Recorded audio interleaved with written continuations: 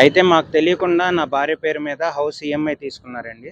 చిన్నగా 2 మంత్స్ అయిన తర్వాత నాకు కన్వే చేశారనమాట. వాళ్ళ మదర్‌కి ఆల్రెడీ 85 ఇయర్స్ ఉన్నాయి. ఏదైతే ఆవిడకి వాళ్ళ భర్త చనిపోయిన పెన్షన్ వస్తుందో 20,000 ఎంతో, తర్వాత హౌస్ ఈఎంఐ కట్టడానికి ఇబ్బందవుతుంది. ఎలాగో నీ భార్య పేరు మీదే ఉంది కదా! నువ్వు కంటిన్యూ చేసేసుకో అని నాకు చెప్పగా, నాకు ఆల్రెడీ కార్ ఈఎంఐ ఉంది. నా కమిట్మెంట్స్ నాకున్నాయి. ఇప్పుడు కొత్త కమిట్మెంట్స్ తీసుకునే స్టేజ్‌లో లేను. నేను ఏ విధంగా దానికి సపోర్ట్ చేయలేను అని ఆయనకి క్లియర్‌గా చెప్పడం జరిగింది. ఆ తర్వాత రోజు నుంచి గొడవలనేవి ఇంటర్నల్‌గా పెట్టడం స్టార్ట్ చేశారండి. కూతుర్ని ఇక్కడికి తీసుకొచ్చేయటం నెలకొకసారి. తీసుకొచ్చేసి మళ్ళీ మా మీద ఫాల్స్ ఎలిగేషన్స్ ఏసి కేసులు పెట్టారండి.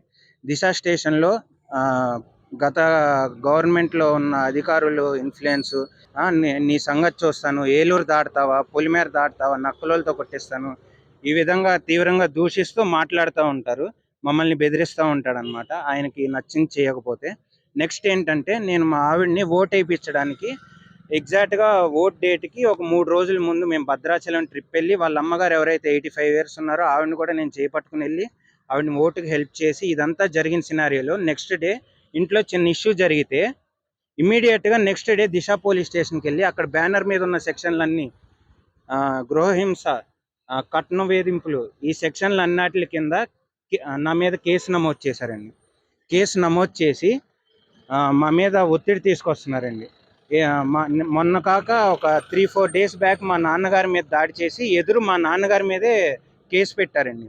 నిన్న పెద్దల్లుడు వచ్చిన సమయంలో ఆయనకు కాల్ చేసి, నా కూతురుని చూపించండి, నా భార్యతో మాట్లాడాను అని పెద్దల్లుడు కాల్ చేస్తే, ఎస్ఐ చేత మాకు కాల్ చేపించి, ఎవడరా నువ్వు, ఎందుకు కాల్ చేస్తున్నావు, హెరాస్ చేస్తున్నావు అంట అని చెప్పి మాకు వార్నింగ్ ఇప్పిస్తున్నారు. స్టేషన్కి వచ్చి కనిపించమంటున్నారండి. మా ఆవేదన మీడియా ముందు వెల్లడించుకోవడానికి మేము ముందుకు వచ్చాము. మాకు న్యాయం చేయాలని. నేను యానిమేటర్గా వర్క్ చేస్తున్నానండి, గేమింగ్ యానిమేటర్. పోలీస్ కంప్లైంట్ మేము ఇచ్చామండి. మా ఫాదర్కి ఇంజురీ జరిగింది. ఆ రోజున మేము గవర్నమెంట్ హాస్పిటల్ని విజిట్ చేసాము. స్టేషన్ నుంచి మెమో తీసుకుని వెళ్ళి ట్రీట్మెంట్ చేయించాము. బోన్ ఎక్స్రే తీసినప్పుడు ఆయనకి నీ స్లైట్గా టిల్ట్ అయ్యింది అని చెప్పి రిపోర్ట్ వచ్చింది. దానికి మెడికేషన్ కూడా ఆర్థోపెడిక్ డాక్టర్ రాసి ఇచ్చారు. అది మేము ఫాలో అవుతున్నాము. అయినప్పటికీ స్టేషన్లో మా కేసు కట్టలేదు. మల్టిపుల్ అటెంప్ట్స్ మేము రిక్వెస్ట్ చేసాము, స్టేషన్లో మాది కూడా ఫైల్ చేయాలి, న్యాయం జరగాలి మాకని ఫైట్ చేస్తే, ఆయన పిఆర్ఓగా వర్క్ చేశాను అనే ఇన్ఫ్లుయెన్స్ యూజ్ చేసుకుని 1 సైడెడ్గానే కేసు కట్టించారండి. నమస్తే అండి, నా పేరు పవన్ అండి. నేను సూరత్లో ఉంటాను. నాకు ఈ ఏలూరులో ఉండేటువంటి బీకేఎస్ఆర్ అయ్యంగారి పెద్దమ్మాయితో వివాహం జరిగింది. 2015లో ఫిబ్రవరిలో వివాహం జరిగింది. అయితే మా ఆవిడ్ని కూడా అస్తమాను తీసుకురావడం ఏలూరు, ఇక్కడ ఏదో ప్రోగ్రాంలు అవి ఇప్పించడం, అక్కడ నాతో ఉండనివ్వకుండా చేయడం, ఇవన్నీ చేసేవాడండి. నేను దాన్ని ప్రశ్నించానని చెప్పి గొడవలు పెట్టి నాకు మా ఆవిడికి 2020 కరోనాకు ముందు జస్ట్ ఫిబ్రవరి నెలలో అమ్మాయిని ఇక్కడికి ఇన్ఫ్లుయెన్స్ చేసి తీసుకొచ్చి మళ్ళీ నా దగ్గరికి పంపట్లేదండి. నాకు ఒక 8 సంవత్సరాల అమ్మాయి ఉందండి. నాకు న్యాయం కావాలి సార్.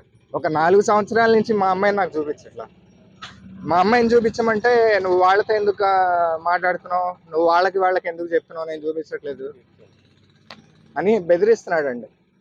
అయ్యంగార్ అనే వ్యక్తి అతని బిహేవియర్ ఎలాగంటే సైకిక్ బిహేవియర్ సార్. ఈ మూమెంట్లో మాట్లాడిన మాట నెక్స్ట్ మూమెంట్లో మాట్లాడలేదు. నిన్న మా అమ్మాయిని చూపిస్తానని చెప్పి మాట్లాడుకుందామని చర్చలకు పిలిచి, మేము ఇక్కడ ఇట్లా అప్రోచ్ అవుతామని తెలిసి చర్చలకు పిలిచి మేము చూపిస్తామని ఆశపెట్టి, అక్కడికి వెళ్ళిన తర్వాత మీరు ఇంట్లో అక్కడ వాళ్ళు ఎవరితో మీ తోడేళ్ళతో కలిశారు కాబట్టి నీకు నేను చూపించట్లేదు, ప్రస్తుతం అయితే చూపించను, నేను హర్ట్ అయ్యాను, నేను 2 నెలల తర్వాత 3 నెలల తర్వాత చూపిస్తాను అని చెప్తున్నాడండి. చాలా బాధాకరం. పసిపిల్లకి న్యాయం చేయలేని అతను సమాజంలోకి వచ్చి పెద్ద పెద్ద మాటలు మాట్లాడడం, అనేక రకాల ఇష్యూస్ మీద మాట్లాడడం, ఇది కరెక్ట్ కాదండి. దేశంలో జరిగే అనేక రకాల ఇష్యూస్ మీద మాట్లాడతాడు, మినిస్టర్ల మీద మాట్లాడతాడు. నాకు న్యాయం కావాలి సార్. మా అమ్మాయిని చూపించాలి, మా ఆవిడ్ని కాపురానికి పంపించాలి. మా ఆవిడ్ని నన్ను మాట్లాడనివ్వట్లేదు సార్. మా ఆవిడ్ని నాతో మాట్లాడనివ్వకుండా చేస్తున్నాడు.